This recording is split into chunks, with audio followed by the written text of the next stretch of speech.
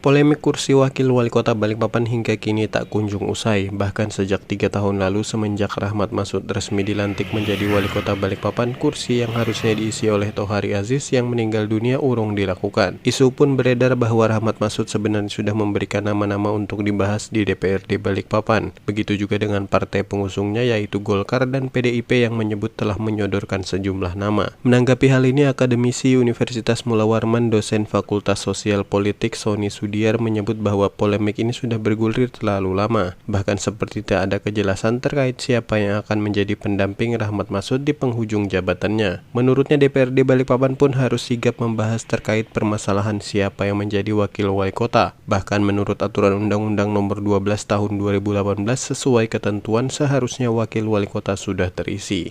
Dan menimbulkan polemik di mana kekosongan kursi wakil wali kota Balikpapan secara regulasi harusnya dia diisi dengan diusulkan ke DPRD. Akan tetapi memang ketika sempat diusulkan oleh wali kota terpilih, ada beberapa nama yang kemudian ini harus diremukan di DPRD Kota Balikpapan. Cuman memang sepertinya belum ada kata sepakat, sehingga ini berlarut-larut, sehingga sampai hampir berakhir masa jabatan ini belum terisi kursi wakil wali kota. Informasinya kan pernah akan ada tren gitu di Kaltim ini, ketika suaminya meninggal maka dia diganti oleh istrinya seperti yang terjadi di Bontang dan di Brau. Kan gitu. Tapi itu konteksnya sebelum pemilihan.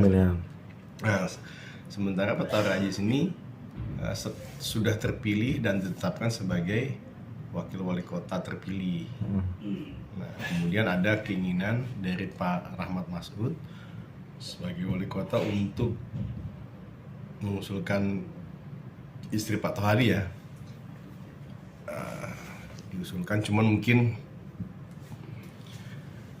dari 8 partai pengusung termasuk PDIP dan golongan karya itu belum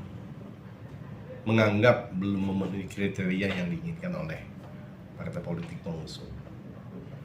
Nah, itu kemudian sebenarnya menjadi menjadi kerugian dalam tanda kutip oleh PDIP, karena PDIP sebagai partai pengusung yang kadernya terpilih sebagai wakil wali kota, yang harusnya bisa berkontribusi di dalam proses pembangunan selama kurang lebih 3 tahun ya, sejak dilantik menjadi kepala daerah di Balikpapan. Nah, kita nggak tahu ya bagaimana yang terjadi di internal DPRD Balikpapan, tapi yang jelas inisiasi untuk pergantian wakil wali kota sudah dilakukan oleh eksekutif. Dalam hal ini Bapak Wali Kota terpilih Pak Rahmat Masud mengusulkan beberapa nama.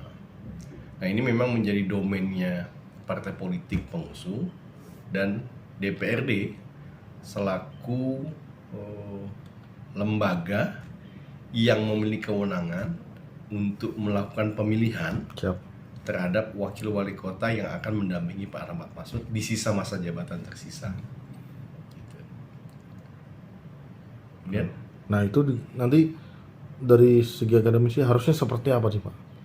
Apakah ini masih sempat ada pergantian lagi, atau memang akademisi melihat ini ada keterlambatan atau seperti apa gitu Pak?